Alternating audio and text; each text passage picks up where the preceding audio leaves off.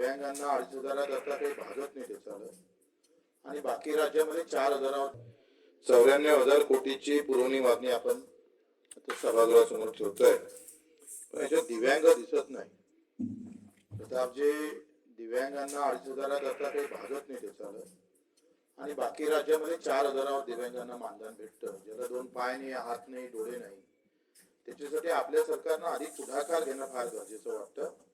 कारण तुम्हाला आम्हाला माहित आहे ते कसं जगतंय.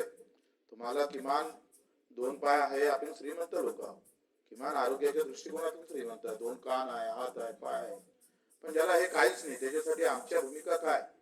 खरं तर पृष्ठ क्रमांक 49, भाग क्रमांक 30 या सगळ्या याच्यावर थोडं परिवहन मंत्री आहे, तुम्ही एसी बस आहे तिथं तुम्ही त्याला आरक्षणच देत नाही.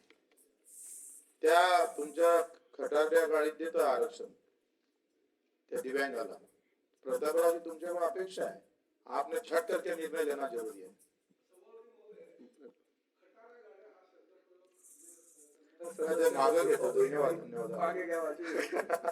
पण आता हे ज्या तुमचं लक्ष वेधण्यासाठी बोलले, तसंच तुम्ही आम्ही आरक्षण देऊ असं सांगितलं असतं तर अधिक बरं वाटलं असतं.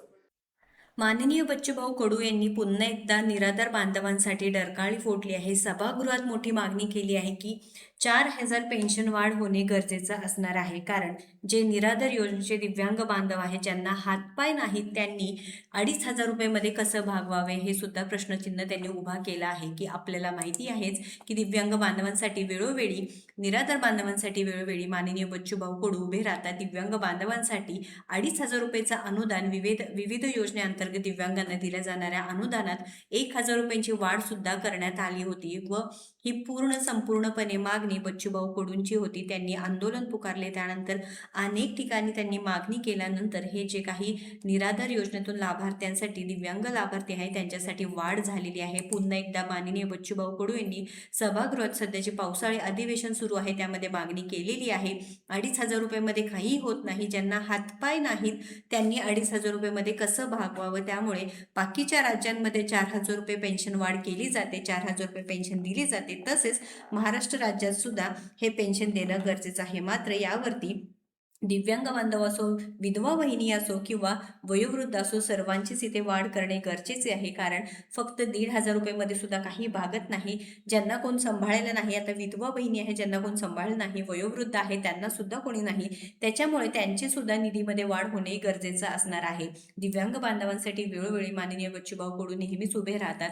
दिव्यांग बांधवांना कोणती नोकरी करता येत नाही ना कोणते काम करता येतं, त्यांना आरक्षण देणे गरजेचं आहे, त्यांच्या निधीमध्ये वाढ करणे गरजेचं आहे. तसेच श्रावणबाळ योजना असो, संजय गांधी निराधार अनुदान योजना असो, सर्व योजनेच्या लाभार्थ्यांच्या खात्यामध्ये हे वाढ होणे गरजेचं असल्याचे सुद्धा इथे जे लाभार्थी आहे त्यांच्याकडून सुद्धा मागणी होत असल्याचे दिसून येत आहे. तुम्हाला काय वाटतं नक्कीच कमेंट करून सांगा. कारण ही निधी जर वाढ झाली तर नक्कीच इथे राज्य सरकारच्या माध्यमातून लाभार्थ्यांना लाभदायक होणार आहे. कारण सध्या इतकी महागाई वाढलेली आहे, 1,500 रुपये पेन्शनमध्ये निराधार योजनेच्या लाभार्थ्यांना काहीही होत नाही. तसेच 2,500 रुपये पेन्शनमध्ये औषध गोळ्या असू द्या, घर खर्च असू द्या, काही भागत नाही असं सुद्धा लाभार्थ्यांचं म्हणणं आहे. त्यामुळे तुमचं काय म्हणणं आहे नक्कीच कमेंट करून सांगा.